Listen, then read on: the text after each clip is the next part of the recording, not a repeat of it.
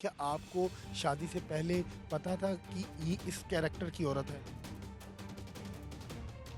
Collar को भी इन्होंने एक बिज़नेस बनाया हुआ था। अंदर ये बहुत सारे लोगों के साथ वीडियो कॉलों पे पैसे खाना। किसी ने उनको 5 लाख की हेल्प करनी है कि आप अपना घर ले लें, अपना कारोबार शुरू कर लें। कइयों को उन्होंने कहा था मुझे रिक्शा ले दें ताकि मैं ना लिबर्टी में रिक्शा लगा लूँ और उस पे कोई दाल-चावल या समोसे, चिप्स लगा के तो अपना काम शुरू कर लूँ। किसी ने उसको 7 लाख की हेल्प करनी थी।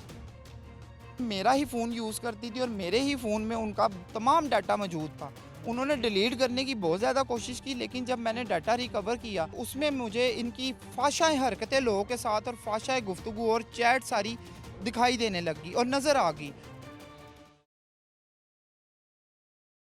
कुछ अर्सा पहले मैंने एक स्टोरी कवर की थी समीना नामी ख़ातून की, जिनका कहना था कि एक वकील के साथ उन्होंने शादी की, जिन्होंने उसके साथ झूठा निकाह किया और 4 माह की हामला को छोड़कर वो चले गए। समीना के जो पहले हस्बैंड थे, जिनसे उन्होंने डिवोर्स लेकर वकील से शादी की थी, आज मेरे साथ वो मौजूद हैं और इनके बहुत इंकशाफात हैं। जो स्टोरी मैंने साइमा की उसके बाद पाकिस्तान और पाकिस्तान से बाहर रहने वाले लोगों ने काफ़ी उनकी मदद की, उनकी हेल्प की और उनके शोहर का इल्ज़ाम है कि उस दौरान मैं उनके साथ मौजूद होता था और मुझे उन्होंने ये लालच दिया हुआ था कि मैंने आदिल असलम को सिर्फ़ एक ज़लील करना है, रुसवा करना है, क्योंकि उसने मेरी ज़िंदगी तबाह कर दी है। इस लालच में इस शख्स को उन्होंने अपने साथ रखा कि मैं तुम्हारे साथ निकाह कर लूँगी। मेरे साथ मौजूद हैं, इनसे जानते हैं ये तमाम कहानी है क्या और क्या कहानी के पस मंज़र है। अस्सलाम वालेकुम। वालेकुम सलाम। शाहिद साहब, मुझे बताइएगा कि आपका समीना के साथ मुलाकात कब हुई थी? मेरी उनसे मुलाकात काफ़ी साल पहले हुई थी और फिर उसके बाद मेरा घर बस चुका था। मेरे बच्चे हैं और जहाँ हम रह रहे थे, वहाँ काफ़ी अरसे से हम रह रहे हैं और वहीं पे ये मेरे साथ 18 साल भी रहीं। अच्छा, मुझे बताइएगा कि समीना का इल्ज़ाम था कि मेरा जो पहला शौहर था मुझ पे तशद्दुद करता था, मुझे मारता था, मेरे पे शक करता था, जिसकी वजह से मैंने तंग आकर दूसरी शादी की आदिल असलम के साथ। बेसिकली मेरे साथ तो उन्होंने आज़ादी लेना मकसद था ना। 18 साल से वो एक मौके की तलाश में थे और वो उनको मौका मिला आदिल असलम से और आदिल असलम से उन्होंने शादी कर कर अपने आप को, अपनी तमाशबीनियों को आज़ाद किया। मैं तो यही कहूँगा। मुझे बताइएगा, यहाँ मेरा आपसे सवाल है, क्या आपको शादी से पहले पता था कि ये इस कैरेक्टर की औरत है? बहुत सारे ऐसे अनगिनत वाक़यात बीच में होते थे, उन पे इनको समझाया ही जाता था और इग्नोर किया जाता था कि इंसान बन जाए। लड़ाई झगड़ा भी होता था, हर चीज़ होती थी, पर इनका जो था ना उस टाइम डर भी था और तमाशबीनियाँ भी बीच में थी। लेकिन आदिल असलम के बाद ये प्रॉपर्ली ओपन होगी और इनकी ये हरकतें अनगिनत लोगों के साथ चलना शुरू हो गई। ये आप लोगों को दिखा रहे हैं और लोग देख रहे हैं। उनकी इनकी चैट, उनके साथ गुफ्तगू, इनका पैन और इनके स्टाइल। इज़्ज़तदार ख़ानदान की बहू बेटियाँ ऐसा नहीं करती। लेकिन वो तो कहती हैं हम राजपूत फैमिली से बिलोंग करती हैं और हम बापर्दा खातून थी, हम तो बाहर नहीं निकली। मेरे फर्स्ट शौहर ने मुझे जब छोड़ा, उसके बाद मुझे काम के लिए बाहर निकलना पड़ा। वो ये आदिल असलम के साथ निकलती थी क्योंकि वो अपनी वकालत के लिए चला जाता था और ये अपने पॉलर आ जाती थी। लेकिन पॉलर को भी इन्होंने एक बिज़नेस बनाया हुआ था। अंदर ये बहुत सारे लोगों के साथ वीडियो कॉलों पे पैसे खाना, उनसे मंगवाना। वहाँ के पॉलर खुद खाली पड़े रहते थे। वाहिद एक इनका पॉलर था जिस पॉलर में इनको लाख लाख 80,000, 50,000, 60,000 की सेल हो रही है। कहाँ से आ रही है? मैं जब इंटरव्यू करने आया आपकी लोकेशन पे समीना का, तब आप वहाँ मौजूद थे। क्या वजह थी कि आपको उन्होंने आदिल असलम के निकाह में रहते हुए अपने पास रहने पे मजबूर किया? क्या वजह थी? वो इसलिए कि इनको एक सहारे की ज़रूरत थी, इन्होंने इस्तेमाल करना था, जो कि इन्होंने फिर दूसरी दफ़ा वैसे ही किया। ये इस्तेमाल करना बहुत अच्छे से जानती हैं और धोखा देना। क्या वजह है कि वो मीडिया के लोगों को भी इस्तेमाल कर रही हैं और लोगों को भी इस्तेमाल कर रही हैं? क्या ऐसी उनके पास महारत है? महारत उनकी ये है कि जी उनका जो दिमाग है ना वो ज़रूरत से ज़्यादा बहुत ज़्यादा चलता है और लोगों को उनको डील करना बड़े अच्छे से आता है। ये आज का उनका हुनर नहीं है, हुनर उनका ये बहुत पुराना है। लेकिन इस्तेमाल वो पहले कह लें कि कम करती थी, अब बहुत ज़्यादा करती हैं। अच्छा, मुझे बताइएगा कि उनको इंटरव्यूज़ के बाद जितने भी उन्होंने मीडिया को दिए, उसके बाद कितनी डोनेशन इकट्ठी हुई? उनको डोनेशन तो काफ़ी सारी इकट्ठी हुई है। मेरे जाने के बाद भी उनको कई लोगों की डोनेशन ऐसी थी जो पेंडिंग में पड़ी हुई थी। किसी ने उनको 5 लाख की हेल्प करनी है कि आप अपना घर ले लें, अपना कारोबार शुरू कर लें। कइयों को उन्होंने कहा था मुझे रिक्शा ले दें ताकि मैं ना लिबर्टी में रिक्शा लगा लूँ और उस पर कोई दाल चावल या समोसे चिप्स लगा के तो अपना काम शुरू कर लूँ। किसी ने उसको 7 लाख की हेल्प करनी थी।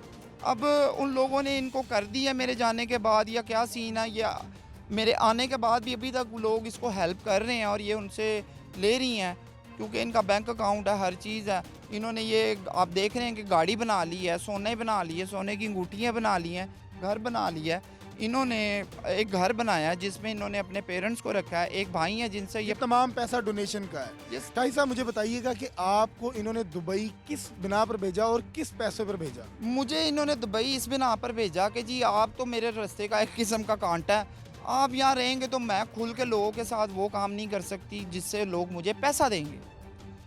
वैसे तो लोग आंसुओं से पैसा दे नहीं रहे, जितना पैसा मुझे चाहिए किसी को कुछ दिखाएंगी तो लोग पैसा देंगे ना।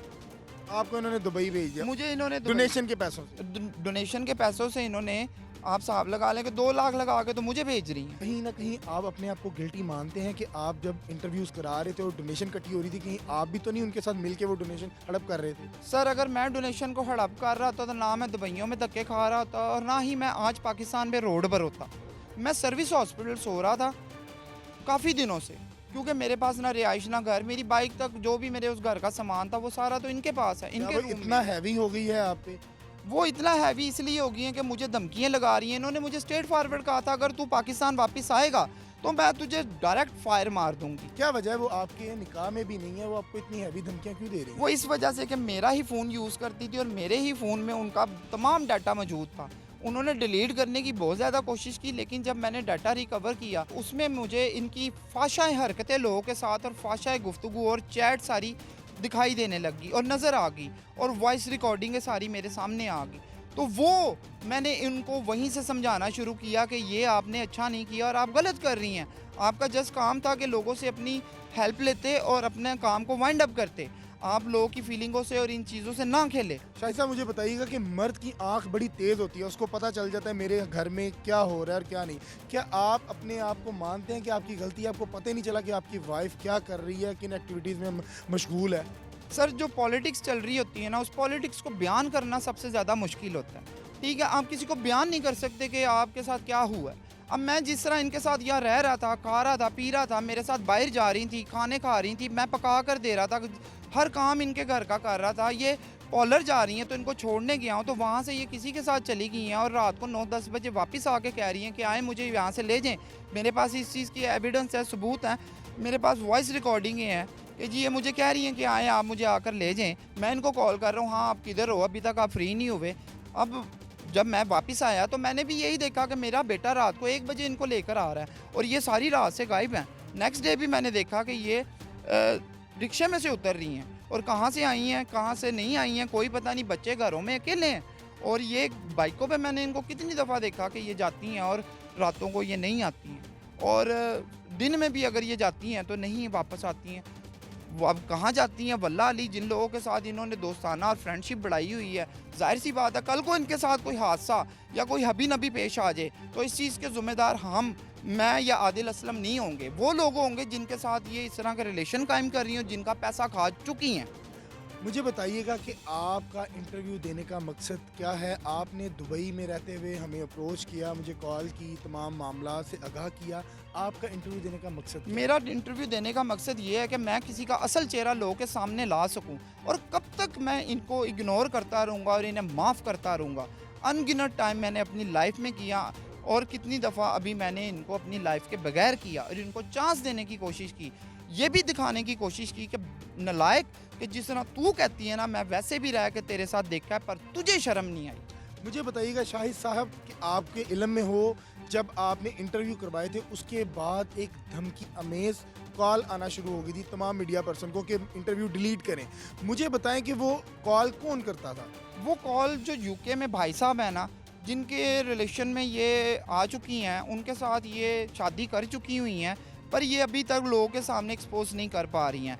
आदिल असलम से इनको रिटर्न डाइवोर्स नहीं हुई है और उनके साथ ये पहले ही शादी कर चुकी हुई हैं। इनको एक डाइवोर्स पेपर की ज़रूरत है और वो भाई साहब वहाँ बैठकर लोगों को यहाँ पे परेशान कर रहे हैं और लोगों को अभी भी परेशान कर रहे हैं। अभी भी उन्होंने एक दुबई में भाई हैं, उनका नाम नहीं लूँगा, वो बहुत अच्छे हैं, उनकी वॉइस मैं आपको दे रहा हूँ, माफ़ी के साथ दे रहा हूँ, क्योंकि किसी का सही चेहरा सामने लाना है। वो बाकायदा उन्होंने गाली गलौज की और वहाँ पर उन्होंने उनको बताया है कि ये मेरी बीवी है और मैंने इनको लाहौर में फ्लैट लेके दिया है, घर लेके दिया है, ये इनके बेडरूम है, ये लोग देखें, इनके बच्चों का बेडरूम ये है, इनका ये है, और मैंने वन टाइम पाकिस्तान आना है एक माह के लिए और मैंने फिर यहाँ आकर इनसे शादी करनी है। वैसे मैं इनसे निकाह कर चुका हूँ। मुझे बताइएगा कि आपको थ्रेट कॉल कौन कर रहा है और क्या कह रहे हैं? मुझे थ्रेड कॉल ये खुद करवा रही हैं और लोगों से करवा रही हैं। मेरा बेटा इन्होंने मेरे मुखालिफ खड़ा किया हुआ है, जो कि लड़कों को इकट्ठा कर कर मुझे मारने के लिए फिरता है और मुझे ढूंढते फिरते हैं।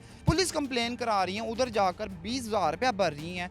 ना ये नौकरी करती हैं, ना इनको कहीं से आता है, ना इनका बहन भाई इनको सपोर्ट करता है, तो कहाँ से इतने पैसे भर रही हैं? मुझे बताइएगा शाहिद साहब, आपने जितने भी इंटरव्यूज करवाए आदिल असलम वाले केस के बाद, जितने इनके इंटरव्यू करवाए, तब ये आपके निकाह में नहीं थी कानूनी तौर पर।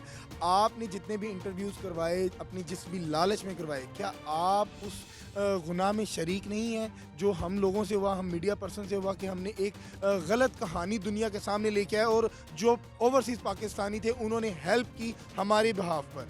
सर, हम गुनाह में तो शरीक सारे ही हैं। हम सब ने मिलकर ये सब इस चीज़ को बढ़ावा दिया है। ना हम इस जैसी के इंटरव्यू करते, ना इस जैसी को इतना बढ़ावा मिलता, ना ये इतना बढ़ चढ़ कर आगे आती और ना ही इतना लोगों को ब्लैकमेल करती। और अब इसकी लगाम जो है वो किसी के हाथ में नहीं है। किसी के हाथ में नहीं है।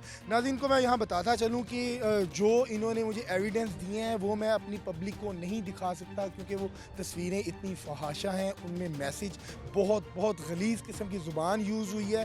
मैं नाज़रीन को यहाँ बताता चलूँ कि समीना नामी खातून के पास एक ऐसा कार्ड है जो है आंसू। वो आंसू बहाकर किसी भी नौजवान को, किसी भी शख्सियत को अपने स्कंजे में फंसा लेती है, और उसने ऐसा ही किया। उसने तमाम मीडिया पर्सन को अपना रोना सुनाया और तमाम मीडिया ने उसको कवरेज दी, जिसके बाद उसकी पाकिस्तान और पाकिस्तान के बाहर रहने वाले लोगों ने उसकी बहुत हेल्प की, जिसमें मैं अपने आप को भी जुर्म में शरीक समझता हूँ, क्योंकि हमारे जो भाई थे उन्होंने भी शायद इस गुनाह में पूरा साथ दिया। तो इसी के साथ अपने मेज़बान को दीजिए इजाज़त। आपका मेरा खुदा हाफ़िज़।